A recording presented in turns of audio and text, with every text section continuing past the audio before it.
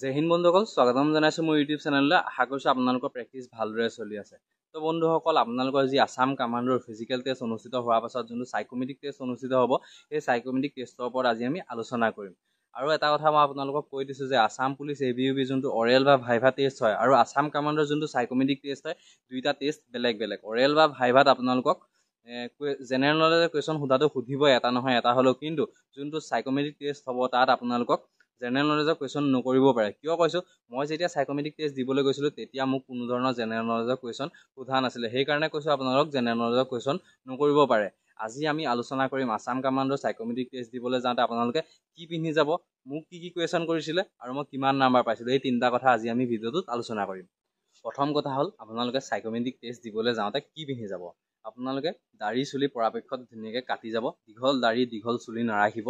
আৰু আপোনালোকে যদি আপোনালোকৰ আছে ফৰ্মেল চাৰ্ট বা ফৰ্মেল পেণ্ট পিন্ধি যাব, ঠিক আছে। ফৰ্মেল চাৰ্ট ফৰ্মেল পেণ্ট পিন্ধি গ'লে আপোনালোকক অলপমান স্মাৰ্ট দেখা যায়। যদি আপোনালোকৰ আছে তেনেহ'লে ফৰ্মেল চাৰ্ট বা ফৰ্মেল পেণ্ট পিন্ধি যাব, তেতিয়া অলপমান আপোনালোকক স্মাৰ্ট দেখা যাব। আৰু 2 নম্বৰ কথা হ'ল, মোক কি কুৱেশ্যন কৰিছিলে, ঠিক আছে। প্ৰথম মই যেতিয়া সোমাই গৈছিলোঁ, মই এডমিট কাৰ্ডটো জমা দিছিলোঁ, ঠিক আছে। এডমিট কাৰ্ডটো জমা দিয়াৰ পাছত মোক বহিবলৈ ক'লে, মই বহিলোঁ। বহাৰ পিছত মোৰ নিজৰ নাম সুধিলে, তাৰ পাছত সুধিলে ঘৰত কোন কোন আছে।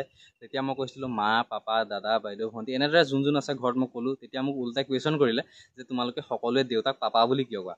তেতিয়া মই ক'লোঁ যে সৰুৰ পৰাই পাপা বুলি কৈ অহা, যিহেতু ইয়াতো পাপা বুলি ওলালে। সেইটো এটা মোৰ মাইনাছ পইণ্ট আছিলে। আপোনালোকক কৈ দিছোঁ আপোনালোকে সকলোৱে দেউতা বুলি ক'ব, ঠিক আছে। ঘৰত কোন কোন আছে বুলি সোধোতে মা, দেউতা, দাদা, বাইদেউ, ভণ্টি, এনেদৰে আপোনালোকে আনচাৰ দিব। এনেকুৱাকৈ আনচাৰ দিব যাতে আনচাৰটো শুনি সিফালৰ পৰা আকৌ উল্টাই কুৱেশ্যন কৰিব নোৱাৰে, ঠিক আছে। তেনেদৰে আপোনালোকে আনচাৰ দিবলৈ চেষ্টা কৰিব। তাৰপাছত সুধিলে দেউতাই কি কৰে, তুমি কি কৰা, কিমানলৈকে পঢ়িলা তুমি, সেইবিলাক কথা সুধিলে। আৰু সুধিলে যে তুমি বৰ্তমান কি কৰি আছা, ঠিক আছে। তেতিয়া মই বৰ্তমান যি কাম কৰি আছিলোঁ ক'লোঁ। সকলোৱেতো জানেই আমি 22-23 বছৰীয়া ল'ৰা, নিজে চলিবলৈ যিকোনো কাম কৰিব লাগে। যিটো কাম কৰি আছিলোঁ সেইটো কাম ক'লোঁ, আপোনালোকৰ আগত কৈ নিদিওঁ এতিয়া। তাৰপাছত সুধিলে যে তোমাৰ স্পৰ্টছ চাৰ্টিফিকেট আছে নেকি। মই ক'লোঁ যে স্পৰ্টছ চাৰ্টিফিকেট নাই মোৰ। কিয় স্পৰ্টছত জইন নকৰিলা সুধিলে। মই নিজৰ যি মনত আহিলে মই তাকে আনচাৰ দিলোঁ।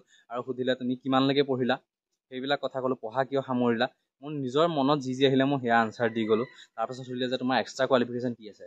এক্সট্ৰা কোৱালিফিকেশ্যন কি আছে সুধোতে মই ক'লোঁ যে মোৰ NCC আছে। মোৰ NCC আছিলে, সেইকাৰণে ক'লোঁ যে মোৰ NCC চাৰ্টিফিকেট আছে, বেলেগ একো নাই। তেতিয়া মোৰ NCCৰ দুটামান কথা সুধিলে, সৰু কথা। NCCৰ ফুল ফৰ্ম, ক'ত কেম্প কৰিলা, কিমানটা কেম্প কৰিলা, এই দুটামান কথা সুধিয়ে মোক এডমিট কাৰ্ডটো দিলে। এডমিট কাৰ্ডটো দি পেলানি হ'ব এতিয়া তুমি যাব পাৰা, এনেদৰে ক'লে। মই এডমিট কাৰ্ডটো লৈ ওলাই আহিলোঁ। যেতিয়া মই ৰুমৰ পৰা ওলাই আহিছোঁ তেতিয়া মই লগৰকেইটাক সুধিছোঁ যে তহঁতক কি কুৱেশ্যন কৰিলে। তেহেঁতি কৈছে মোক আমুকটো কুৱেশ্যন কৰিলে, তামুকটো কুৱেশ্যন কৰিলে, মোক পুচাপ মাৰিবলৈ দিলে। তাৰপিছত মোক সুধিছে তোক কি কুৱেশ্যন কৰিলে। মই কৈছোঁ মোকতো একো কুৱেশ্যন নকৰিলে। মই তেতিয়া মনটোতে ভাবিছোঁ মোৰ কথা কোৱা ষ্টাইল বা অলপমান চাগে বেয়া দেখিলে, আৰু মাইনাছ পইণ্ট এটাতো আছিলেই মোৰ ভাগৰ। পাপা বুলি যিহেতু কৈছোঁ, মোক উল্টাই কুৱেশ্যন কৰিছে, পাপা বুলি কিয় কোৱা তোমালোকে চবে। মোৰ সেইটো এটা মাইনাছ পইণ্ট আছিলে, মই বাদ দিলোঁ আৰু বোলো সাইকোমেট্ৰিক টেষ্টত মোৰ নাম নাহে।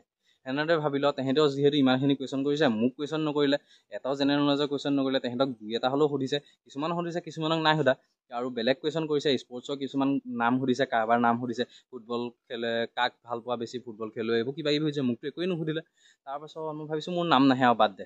ঘৰলৈ আহিলোঁ। পিছদিনাখনিৰ পৰা আকৌ অগ্নিবীৰৰ কাৰণে প্ৰেক্টিছ কৰি দিলোঁ। অগ্নিবীৰ আহি আছিলে, অগ্নিবীৰৰ কাৰণে প্ৰেক্টিছ কৰি দিলোঁ। তাৰপিছত আৰু নাম নাহে বুলিতো মই ধৰি ল'লোঁ আৰু একেবাৰে।